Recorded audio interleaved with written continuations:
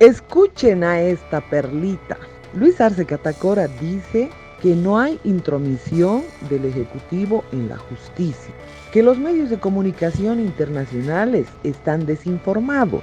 Habrá querido decir que la mayor parte de los medios de comunicación globalistas financiados por el narcoestado resulta que mienten a diario. En Bolivia no existe ningún tipo de supeditación de la justicia. Afirma también que solo se tratan de demoras en la justicia. De ser cierto esto, quisiera preguntarle a Luis Arce Catacora, ¿cuándo el Ministerio Público, Juan Lanchipa, la Fiscalía General del Estado, abrirá de oficio los procesos por una cadena interminable de actos de corrupción? Pero no nos fijemos en los actos de corrupción de otras personas, solo fijémonos en los actos de corrupción de Luis Arce Catacora. El primer acto de corrupción es el haber permitido que durante su fuga Gonzalo Sánchez de Lozada se lleve todas las reservas del Banco Central y los dineros de los bolivianos. El segundo acto de corrupción es que hubiera repetido este hecho en la fuga de Evo Morales, cuando también se llevó todos los valores del Banco Central, con tramposas desviaciones que este mismo personaje, cuando fungía de ministro de Economía, firmó. De lo único que tiene que hablar Luis Arce Catacora es de haber propiciado dos desfalcos. El primero con Gonzalo Sánchez de Lozada cuando éste se dio a la fuga, y el segundo con Evo Morales cuando éste también se dio a la fuga después de protagonizar el más monstruoso fraude. Desfalcaron el Banco Central de Bolivia. Bueno, pero también podemos pensar sobre el tema del Banco de la Unión, el desfalco del Banco de la Unión, donde otras fueron las personas que guardaron reclusión, se procesaron a mandos medios, a mandos inferiores del banco. Pero no se debe olvidar que su esposa era la principal ejecutiva del banco. Entonces, ¿por qué Juan Lanchipa encubrió estos hechos? Una persona que ha saqueado las arcas fiscales ha llegado a ser presidente electo de Bolivia. Se llama Luis Arce Catacora. Él, junto a su esposa, han saqueado las arcas fiscales. Compatibles con enriquecimiento ilícito. Veamos algunos casos concretos. Del 2011 al 2019, Luis Arce Catacora recibía depósitos de personal dependiente del Ministerio de Economía por valor de 310.647 bolivianos.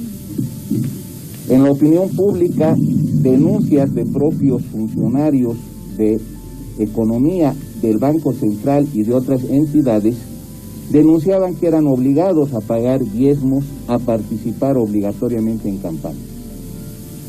De donde se deduce que un empleado público a la principal autoridad de su entidad le haga depósitos en su cuenta particular.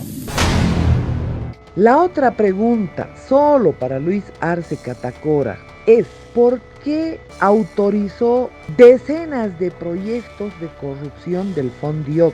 ¿Por qué cobró comisiones, o lo que es lo mismo, coimisiones, por cada firma que estampaba para desembolsar cada desfalco que ocurrió en el fondo indígena?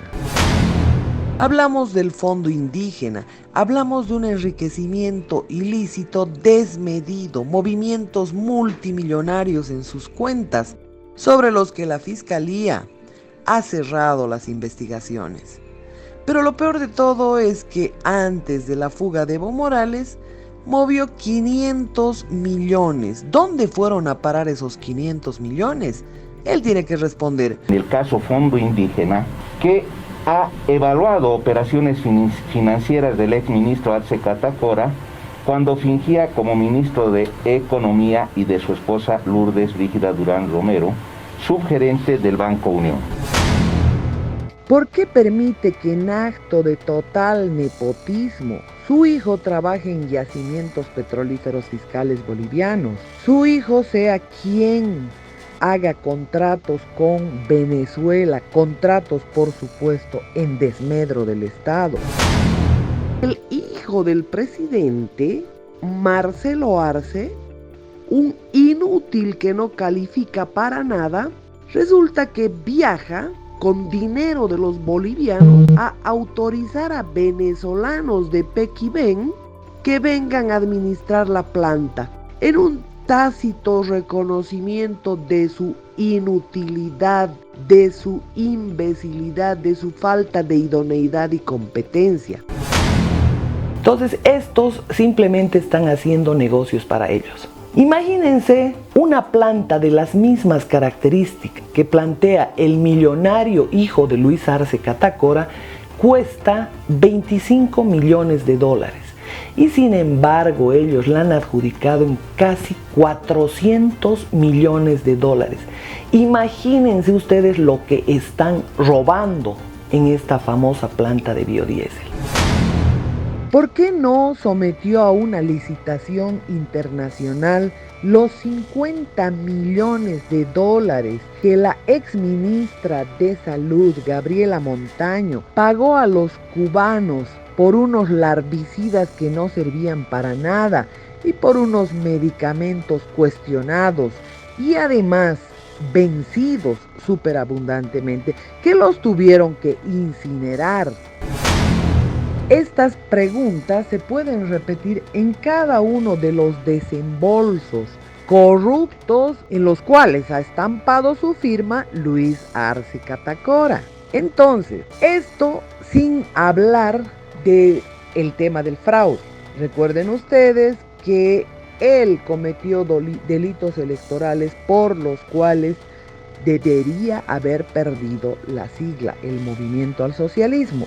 Así como hicieron contra más de 226 políticos del frente en el Beni, que los eliminaron siendo candidatos ganadores de un solo plumazo. ¿Por qué no se aplicó la ley bajo las mismas condiciones en Luis Arce Catacora? Estos son actos de corrupción y por supuesto podemos pasarnos el día entero hablando de ellos, donde participó Luis Arce Catacora, primero como encargado de bóveda, segundo como ministro de Economía, tercero como miembro del directorio de la Corporación Andina de Fomentos, con una serie de créditos vinculados que de ninguna manera han beneficiado al país. Podemos hablar de su pasado al servicio de Papín Camacho y Yolanda Prada de Banzer. Podemos hablar de una serie de temas, pero es así que este personaje no puede, no debe negar que la intromisión a la justicia, y bueno, no solo a la justicia, a todos los órganos de poder de parte de esta pandilla que ha secuestrado el país, es total. Controlan la asamblea, controlan el tribunal electoral, controlan toda la justicia, el órgano judicial, controlan todo, pero absolutamente todo. Y ni siquiera se sonroja al mentir. En Bolivia no existe ningún tipo de supeditación de la justicia.